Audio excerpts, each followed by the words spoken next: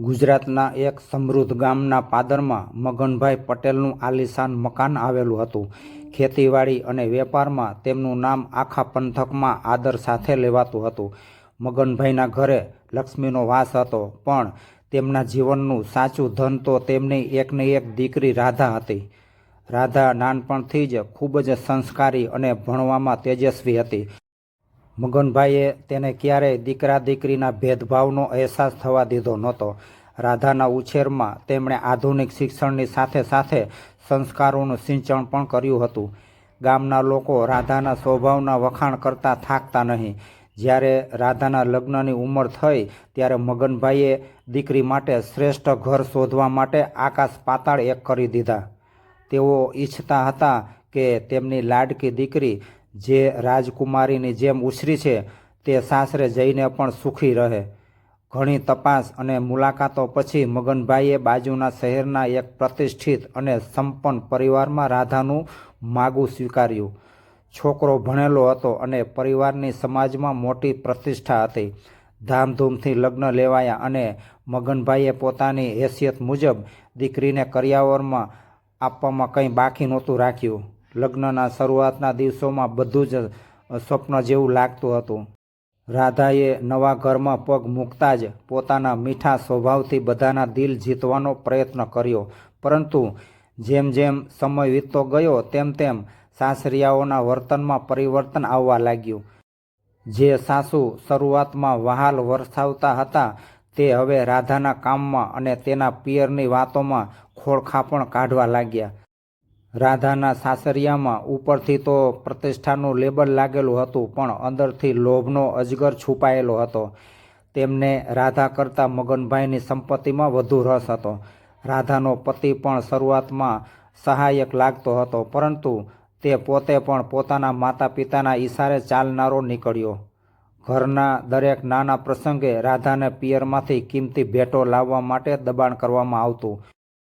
જો મગનભાઈ કંઈ બોલે તો તેમાં પણ ઓછપ કાઢવામાં આવતી. રાધાને દિવસભર મૈણા ટોણા સાંભળવા પડતા. તેને કહેવામાં આવતું કે તારા બાપે શું આપ્યું છે તને, અને તારા પિયરની શાન તો ખાલી દેખાડો જ છે.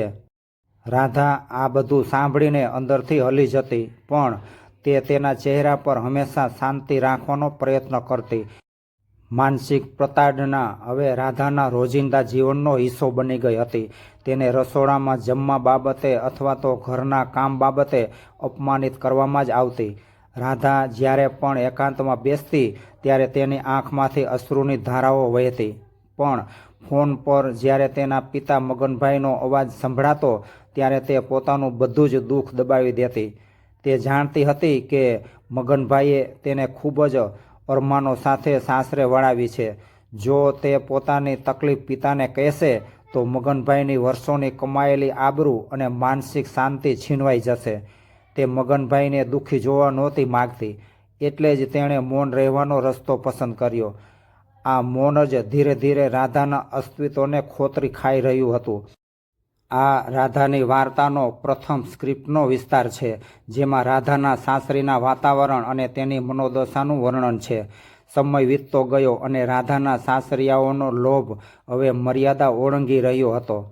શરૂઆતમાં જે માત્ર કડવા વેણ અને ટોણા હતા તે હવે શારીરિક અને માનસિક અત્યાચારમાં ફેરવાઈ ગયા હતા. રાધાના સાસુ અને નણંદ તેને ઘરના કામમાં રાત દિવસ જોતરતા અને જરા સરખી ભૂલ થાય તો તેને જંગલી પશુની જેમ ઝૂડતા. તેનો પતિ જે રક્ષક બનવો જોઈએ તે પોતે જ આ જુલમમાં ભાગીદાર બન્યો હતો. તેના મનમાં એક જ લાલચ હતી કે રાધાના પિતા મગનભાઈ પાસે અઢળક સંપત્તિ છે અને જો રાધા પર દબાણ વધારવામાં આવે તો તે પિયરમાંથી રોકડ રકમ અને જમીનના હિસ્સા લાવી શકે છે. રાધાને અવારનવાર ધમકાવવામાં આવતી કે તારા બાપને કહીને 5 લાખ રૂપિયા મંગાવ, અથવા તો તારા નામે જે ખેતર છે તે વેચીને પૈસા અહીં જમા કરાવી દે. રાધા જ્યારે પણ થોડા દિવસો માટે પિયર જતી ત્યારે મગનભાઈની તીક્ષ્ણ નજર દીકરીના ચહેરા પરની દબાયેલી રેખાઓ વાંચી લેતી. રાધાના ગાલ પરની લાલી ઉડી ગઈ હતી અને તેની આંખોમાં એક અજીબ પ્રકારનો ભય છવાયેલો હતો. રાધાના કાંડા પર ક્યારેક આછા નિશાન દેખાતા તો તે તરત જ બંગડીઓ પાછળ છુપાવી દેતી. મગનભાઈ જ્યારે તેને પૂછતા કે બેટા, તું કેમ આટલી બધી દુબળી પડી ગઈ છે અને તારો ચહેરો કેમ ઉતરેલો લાગે છે, ત્યારે રાધા પરાણે હોઠ પર સ્મિત લાવીને જૂઠું બોલી દેતી કે પપ્પા, કંઈ નથી, બસ ઘરના કામમાં થોડો થાક લાગે છે અને ઊંઘ પૂરી નથી થતી. મગનભાઈ જાણતા હતા કે તેમની દીકરી કંઈક છુપાવી રહી છે, પણ દીકરીના ઘર સંસારમાં દખલગીરી ન થાય એ વિચારે તેઓ પણ મૌન રહી જતા. એક દિવસ બપોરે મગનભાઈ ખેતરેથી પાછા આવ્યા જ હતા ત્યાં અચાનક તેમના મોબાઈલની રિંગ વાગી. સ્ક્રીન પર રાધાનું નામ જોઈને તેમના ચહેરા પર સ્મિત આવ્યું, પણ જેવો તેમણે ફોન ઉપાડ્યો કે સામે છેડેથી માત્ર ધ્રુસકે ધ્રુસકે રડવાનો અવાજ આવ્યો. રાધા કંઈ બોલી શકતી નહોતી, બસ તેના ડૂસકા સંભળાતા હતા. મગનભાઈનું કાળજું કંપી ઉઠ્યું. તેમણે ગભરાઈને પૂછ્યું કે બેટા, શું થયું, બોલ તો ખરા. પણ રાધાના મોઢેથી માત્ર એટલું જ નીકળ્યું કે પપ્પા, મને અહીંથી લઈ જાઓ, નહીતર આ લોકો મને મારી નાખશે. એટલું બોલતા જ ફોન કપાઈ ગયો. મગનભાઈ સ્તબ્ધ થઈ ગયા અને તેમના હાથમાંથી ફોન સરી પડ્યો. તેમને સમજાઈ ગયું કે અત્યાર સુધી જે શંકા હતી તે સાચી હતી અને હવે પાણી માથા પરથી પસાર થઈ ગયું છે. મગનભાઈએ એક ક્ષણનો પણ વિલંબ ન કર્યો. તેમણે કોઈને કશું જ જણાવ્યું નહીં, નહીતર ગામના લોકો વાતો કરશે અને પરિવારના બીજા સભ્યો રોકશે, એવો તેમને ડર હતો. તેમણે પોતાની ગાડી કાઢી અને સીધા જ દીકરીના સાસરે જવા રવાના થયા. રસ્તામાં તેમના મનમાં અનેક વિચારો આવતા હતા અને ક્રોધની સાથે સાથે દીકરીની ચિંતા તેમને અંદરથી કોતરી રહી હતી. તેમણે નક્કી કરી લીધું હતું કે જે હાથે તેમણે દીકરીનું કન્યાદાન કર્યું હતું તે જ હાથ હવે દીકરીના રક્ષણ માટે ઉઠશે. મગનભાઈના મનમાં જે આક્રોશ હતો તે હવે જ્વાળામુખી બનીને ફાટવાની તૈયારીમાં હતો અને તેઓ સાસરીના ઉંબરે પહોંચવા આતુર હતા. મગનભાઈ જ્યારે દીકરીના સાસરે પહોંચ્યા ત્યારે ઘરનો દરવાજો અધખુલ્લો હતો અને અંદરથી આવતા કકળાટના અવાજો શેરી સુધી સંભળાતા હતા. મગનભાઈ પગલાં દબાવતા દબાવતા અંદર પ્રવેશ્યા તો દ્રશ્ય જોઈને તેમનું લોહી ઉકળી ઉઠ્યું. ઘરના એક અંધારા ખૂણામાં રાધા જમીન પર બેસીને પોતાનું મોઢું છુપાવીને ધ્રુસકે ધ્રુસકે રડી રહી હતી. તેના માથાના વાળ વિખરાયેલા હતા અને તેના સાસુ તથા નણંદ તેની સામે ઊભા રહીને અત્યંત ગંદા અપશબ્દો બોલી રહ્યા હતા. રાધાનો પતિ સોફા પર બેસીને આ બધું તમાશો જોતો હોય તેમ નિર્દયતાથી હસી રહ્યો હતો. તે લોકો રાધાને તેના પિતાની મિલકતમાંથી હિસ્સો લખાવી આપવા માટે માનસિક ત્રાસ આપી રહ્યા હતા. મગનભાઈને જોતાં જ એક ક્ષણ માટે ઘરમાં સન્નાટો છવાઈ ગયો.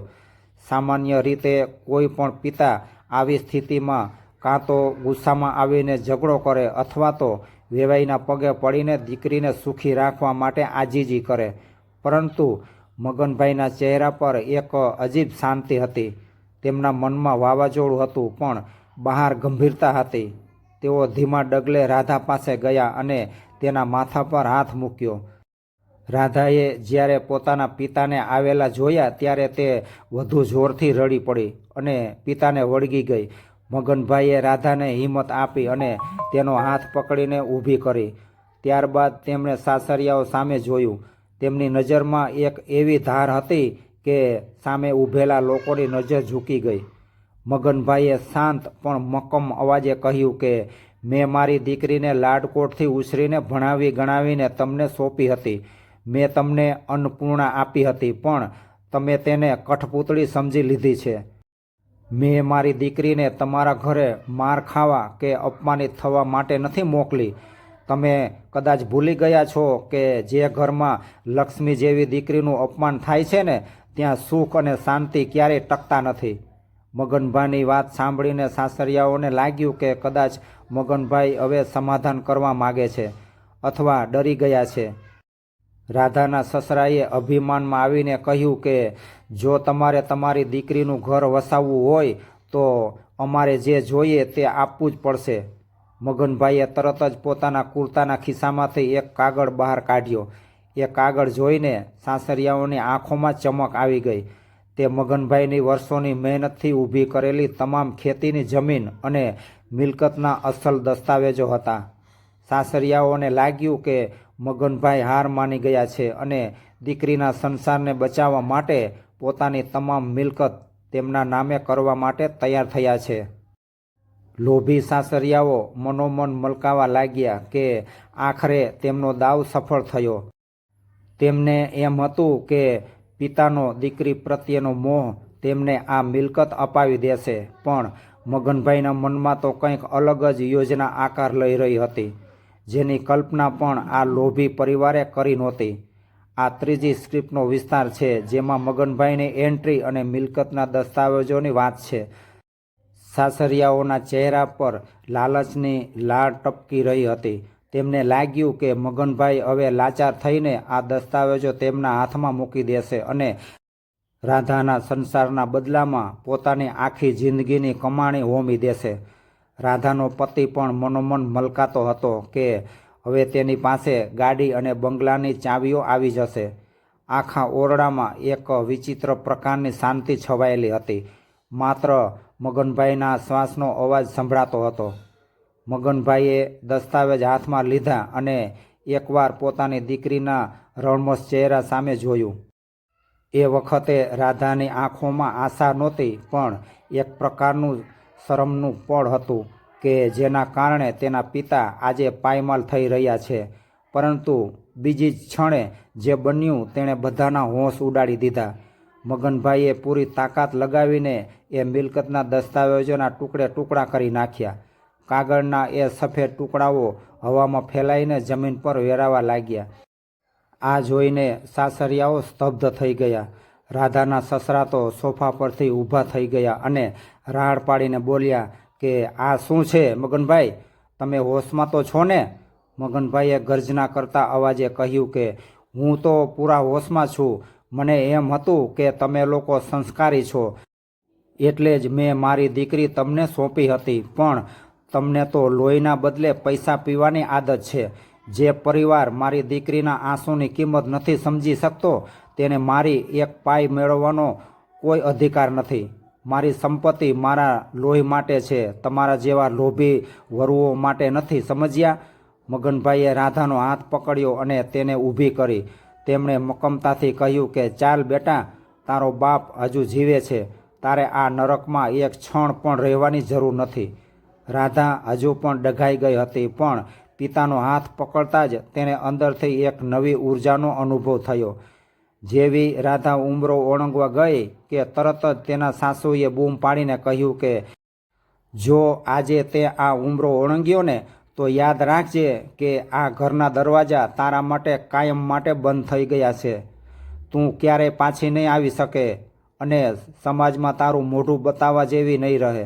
રાધાના પતિએ પણ ધમકી ભર્યા સૂરમાં કહ્યું કે વિચારી લેજે રાધા, પછી ભીખ માગવાનો વારો આવશે.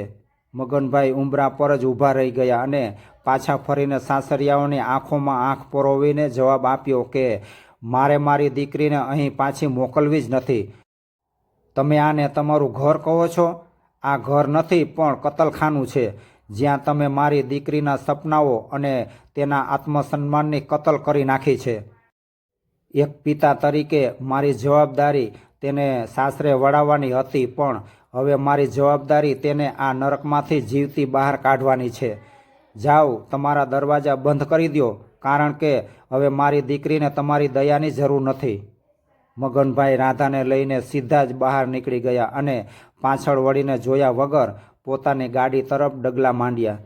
સાસરિયાઓ બસ વેરાયેલા કાગળના ટુકડાઓ જોતા જ રહી ગયા. મગનભાઈ રાધાને લઈને પોતાના ઘરે આવ્યા ત્યારે ગામના લોકોના ચહેરા પર અનેક સવાલો હતા. સમાજમાં એવી માન્યતા હતી કે દીકરી એકવાર સાસરે જાય પછી તેનું મરણ પણ ત્યાં જ થવું જોઈએ. પણ મગનભાઈએ એ તમામ જૂનવાણી વિચારોને ઠોકર મારી દીધી હતી. તેમણે રાધાને ઓરડામાં બેસાડીને માથે હાથ મૂકીને એટલું જ કહ્યું કે બેટા, આ ઘર તારું હતું અને હંમેશા તારું જ રહેશે. તારે હવે રડવાની કોઈ જરૂર નથી, પણ લડવાની જરૂર છે. મગનભાઈએ જોયું કે રાધાના મનમાં હજુ પણ સાસરિયાઓના અત્યાચારનો ડર હતો, એટલે તેમણે દીકરીને ફરીથી ભણવા માટે પ્રોત્સાહિત કરી. તેમણે રાધાના અધૂરા રહી ગયેલા સપનાઓને પાંખો આપી અને તેને ઉચ્ચ અભ્યાસ માટે શહેરમાં મોકલી. લોકો કહેતા હતા કે મગનભાઈ આ શું કરી રહ્યા છે, દીકરીને તો બીજે પરણાવી દેવાય. પણ મગનભાઈ જાણતા હતા કે લગ્ન એ જીવનનો અંત નથી. તેમણે સમાજના ડર વગર રાધાને આત્મનિર્ભર બનાવવાનો સંકલ્પ કર્યો. થોડા મહિનાઓ વીત્યા અને રાધાએ પોતાની મહેનતથી શિક્ષિકાની પરીક્ષા પાસ કરી લીધી. બીજી તરફ રાધાના સાસરિયાઓની હાલત ખરાબ થઈ રહી હતી. મગનભાઈએ જે મિલકતના કાગળો ફાડી નાખ્યા હતા તેનાથી તેમને સમજાઈ ગયું હતું કે હવે એક રૂપિયો પણ મળવાનો નથી. એટલું જ નહીં પણ સમાજમાં તેમની કરતૂતોની ખબર પણ પડી ગઈ હતી. તેમની પ્રતિષ્ઠા ધૂળમાં મળી ગઈ હતી. જ્યારે તેમને લાગ્યું કે રાધા હવે સરકારી નોકરી મેળવી ચૂકી છે ત્યારે તેમના મનમાં ફરીથી લાલચ જાગી. એક સવારે રાધાના સાસુ, સસરા અને તેમનો પતિ હાથ જોડીને મગનભાઈના આંગણે આવીને ઊભા રહ્યા. તેઓ માફી માગવા લાગ્યા અને રાધાને પાછી લઈ જવા માટે વિનંતી કરવા લાગ્યા. તેમણે ખોટું રડતા રડતા કહ્યું કે અમારાથી ભૂલ થઈ ગઈ છે. હવે અમે રાધાને ફૂલની જેમ રાખીશું. મગનભાઈએ તેમને શાંતિથી સાંભળ્યા અને પછી અત્યંત ગંભીરતાથી કહ્યું કે સંબંધ વિશ્વાસ અને સન્માન પર ટકે છે, લાલચ પર નહીં. તમે લોકો ત્યારે આવ્યા છો જ્યારે રાધા સફળ થઈ ગઈ છે, પણ જ્યારે તે તમારી સામે કરગરતી હતી ત્યારે તમને તેના પર દયા કેમ ન આવી? મારે હવે મારી દીકરીને તમારા નરકમાં પાછી નથી મોકલવી. મગનભાઈએ મક્કમ રહીને કાયદાકીય રીતે દીકરીના છૂટાછેડાની પ્રક્રિયા પૂરી કરાવી અને તેને તે બંધનમાંથી મુક્ત કરી. તેમણે રાધાને એક નવું આકાશ આપ્યું જ્યાં તે પોતાની મરજીથી ઉડી શકે. મગનભાઈના આ સાહસિક નિર્ણયથી આખા ગામમાં એક નવી જાગૃતિ આવી. જે પિતા પોતાની દીકરીઓને સાસરે દુઃખ પડવા છતાં ચૂપ રહેવાની સલાહ આપતા હતા તેઓ હવે મગનભાઈના ઉદાહરણથી પ્રેરિત થવા લાગ્યા. સમાજને એક મોટો સંદેશ મળ્યો કે દીકરીઓ પિતા માટે બોજ નથી પણ ગૌરવ છે અને તેમનું માન સન્માન જળવાય તે પિતાની પ્રાથમિકતા હોવી જોઈએ. આજે રાધા ગામની શાળામાં એક સફળ શિક્ષિકા તરીકે ગર્વથી કામ કરી રહી છે અને અનેક દીકરીઓ માટે પ્રેરણાનું ઝરણું બની ગઈ છે. મિત્રો, જો આ પિતાનો નિર્ણય તમને ગમ્યો હોય અને દરેક દીકરીને આવો જ સાથ મળવો જોઈએ એવું તમે માનતા હોવ તો આ વિડીયોને લાઈક કરજો અને આવી જ સત્ય ઘટનાઓ જોવા માટે અમારી ચેનલને સબસ્ક્રાઈબ જરૂરથી કરજો, ભૂલતા નહીં. આભાર. જય શ્રી કૃષ્ણ.